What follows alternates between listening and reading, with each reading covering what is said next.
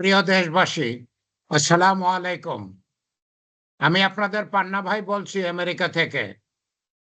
আমি আজকের ভিডিওতে আপনাদেরকে সতর্ক করব। কি ব্যাপারে সতর্ক করব?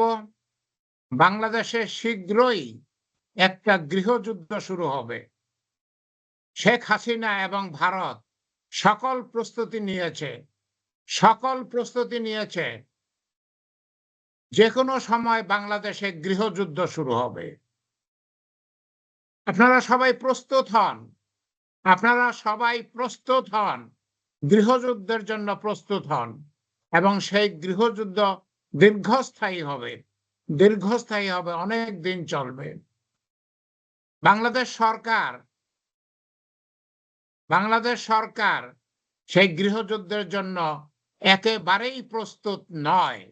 একেবারেই প্রস্তুত নয় বাংলাদেশ সরকার। বাংলাদেশ সরকার এই মুহূর্তে ঢাল নাই, তলোয়ার নাই, নিধিরাম সর্দার হয়ে আছে। আর যদি গৃহযুদ্ধ লাগে, কালকেই বাংলাদেশে হাহাকার হবে, হাহাকার। বাংলাদেশের কোনো প্রস্তুতি নাই। আমি গত প্রায় ১ বছর যাবৎ বাংলাদেশকে বলতেছি, বাংলাদেশ সরকারকে বলতেছি,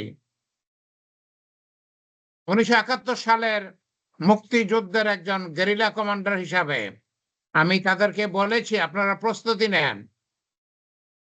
গত ২ মাসে আমি অনেকগুলো ভিডিও করেছি এর উপরে।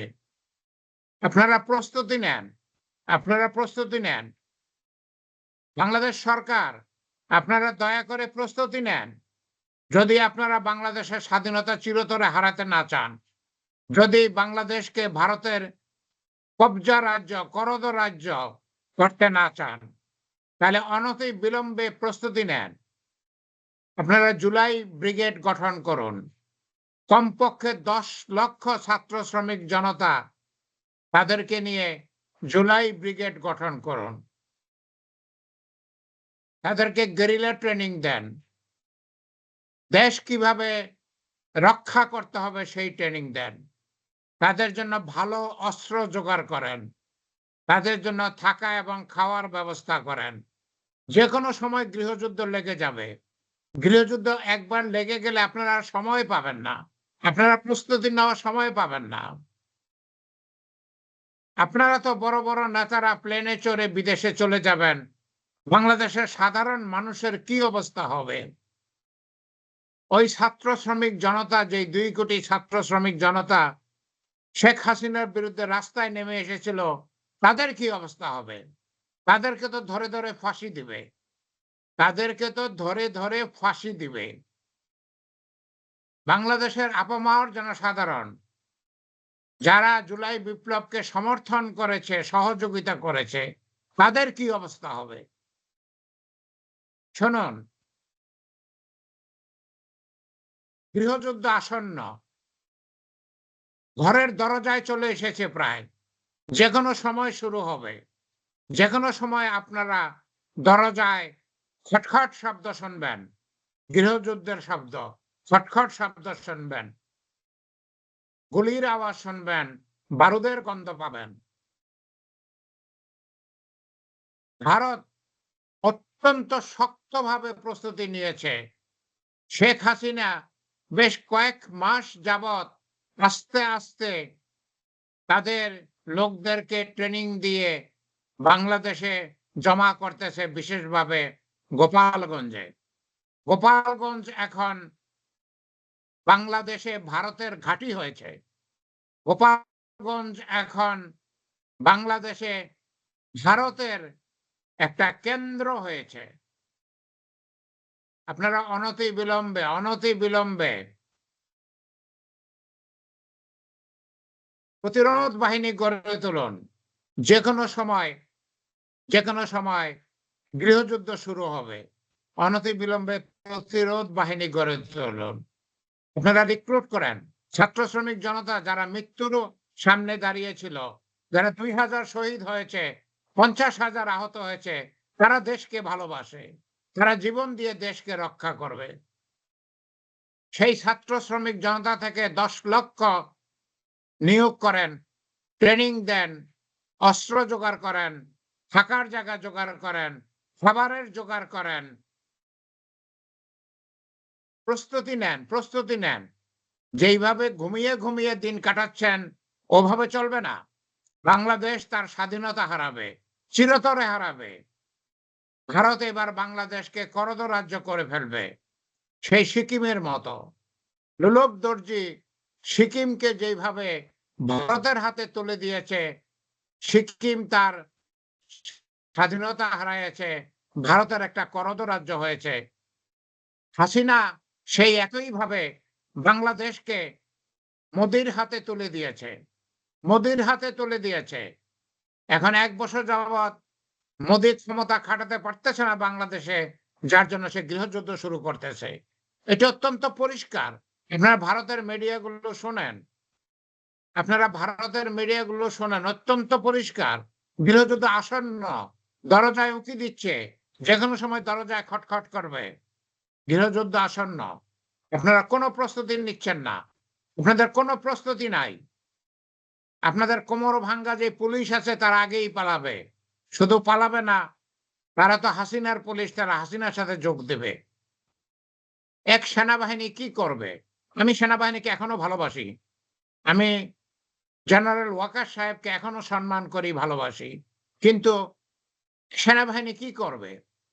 যদি হাসিনা 10 লক্ষ যোদ্ধা নিয়ে, বিপ্লবী নিয়ে গৃহযুদ্ধ শুরু করে, সেনাবাহিনী 1, 1.5, 2 লক্ষ লোক, তারা কি করবে? তাদের তো একটা প্রটোকল আছে। কিন্তু গৃহযুদ্ধ তো প্রটোকল মানে না। গেরিলা যুদ্ধ তো প্রটোকল মানে না। গেরিলা যুদ্ধ করতে গেরিলা দরকার। গেরিলা যুদ্ধ করতে এবং প্রতিরোধ করতে গেরিলা দরকার। আমি আপনাদের অনেকবার বলেছি, আমি 11 সেক্টরের গেরিলা কমান্ডার প্রফেসর ডক্টর পান্না। আমি কর্নেল তাহারের সাথে যুদ্ধ করেছি। আমি কামালপুরে, বক্সিগঞ্জে, বাহাদুরাবাদ ঘাটে সম্মুখ সমরে যুদ্ধ করেছি। আমি ভারতে গেরিলা ট্রেনিং নিয়েছি। আমি উইং লিডার হিসেবে স্পেশাল ট্রেনিং নিয়েছি। আমার অত্যন্ত উচ্চ মানের গেরিলা ট্রেনিং নেওয়া আছে। যাই হোক, আমি নিজের কথা বলতে চাচ্ছি না। আমি যেটা বলতে চাচ্ছি, বাংলাদেশ সরকার দয়া করে প্রস্তুতি নেন। আপনারা একেবারেই প্রস্তুত না। আপনারা নিজেরাও বোঝেন গৃহযুদ্ধ আসন্ন, অথচ কিভাবে আপনারা চুপ করে আছেন সেটা আশ্চর্যের ব্যাপার। সেটা আশ্চর্যের ব্যাপার। আপনাদের তো এতদিনে প্রতিরোধ বাহিনীতে লোক সংগ্রহ করা উচিত ছিল, ট্রেনিং দেওয়া উচিত ছিল, তাদের জন্য অস্ত্র আনা উচিত ছিল, তাদের জন্য পোশাকের ব্যবস্থা করা উচিত ছিল, থাকার জায়গা এবং খাওয়ার ব্যবস্থা করা উচিত ছিল। আপনারা কোনো দিকেই প্রস্তুত না, কোনো দিকেই প্রস্তুত না। যদি গেরিলা যুদ্ধ শুরু হয়, আপনারা কি করবেন আল্লাহ জানেন, আল্লাহ জানেন।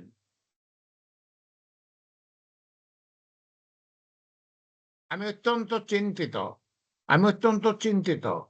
একজন গেরিলা কমান্ডার হিসেবে আমি বুঝি কি হবে। আমরা কি করেছি যখন আমরা গেরিলা যুদ্ধ করেছি?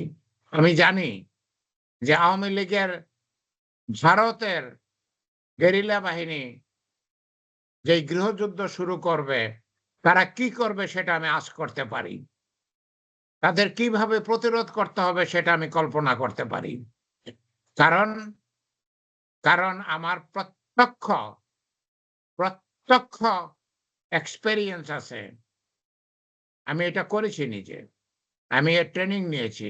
আমি গেরিলা যুদ্ধ করেছি। আমি গেরিলা কমান্ডার ছিলাম 11 সেক্টরে। কোন রকমের সন্দেহ যদি থাকে, 11 সেক্টরের যেই মুক্তিযুদ্ধের সরকারি ইতিহাস আছে বইটা বের করে দেখেন। ইমারত হোসেন পান্না আমার নাম। পান্না কোম্পানির কমান্ডার আমি ছিলাম। আমি গেরিলা কমান্ডার ছিলাম। বইটা বের করে দেখেন, আমার নাম কয়েক জায়গায় পাবেন। যাই হোক, প্রিয় দেশবাসী, আপনাদের সামনে অত্যন্ত বিপদ, অনেক বিপদ, অনেক বিপদ। গৃহযুদ্ধ শুরু হলো বলে, গৃহযুদ্ধ শুরু হলো বলে বাংলাদেশ সরকার কিচ্ছু করতেছে না, কিচ্ছুই করতেছে না। আল্লাহ জানে তারা কি করবে। প্রিয় দেশবাসী, দেশ অত্যন্ত ক্রান্তি লগ্নের মধ্যে চলছে। অত্যন্ত ক্রান্তি লগ্নের মধ্যে চলছে। খুবই খারাপ অবস্থা। যেকোনো সময় আমরা অত্যন্ত বিপদে পড়ব, অত্যন্ত বিপদে পড়ব, অত্যন্ত বিপদে পড়ব। সেই বিপদের আর কোনো শেষ নাই। বাংলাদেশ সরকার কোনো প্রস্তুতি নেয় নাই। আপনারা সবাই সতর্ক থাকুন। আপনারা সবাই প্রস্তুত থাকুন গৃহযুদ্ধের জন্য। গৃহযুদ্ধ আসলো বলে আল্লাহ আমাদের সহায় থাকেন। আল্লাহ আমাদের সহায় থাকেন। আল্লাহ যদি আমাদের সহায় না থাকেন, তাহলে তো আমাদের কিছুই হবে না। আমরা কিছুই পাবো না। আমরা কিছুই পাবো না। আল্লাহ আমাদের সহায় থাকেন। প্রিয় দেশবাসী, সতর্ক থাকুন, প্রস্তুত থাকুন। গৃহযুদ্ধ আসলো বলে। আল্লাহ আমাদের সহায় থাকেন। আমিন, আমিন।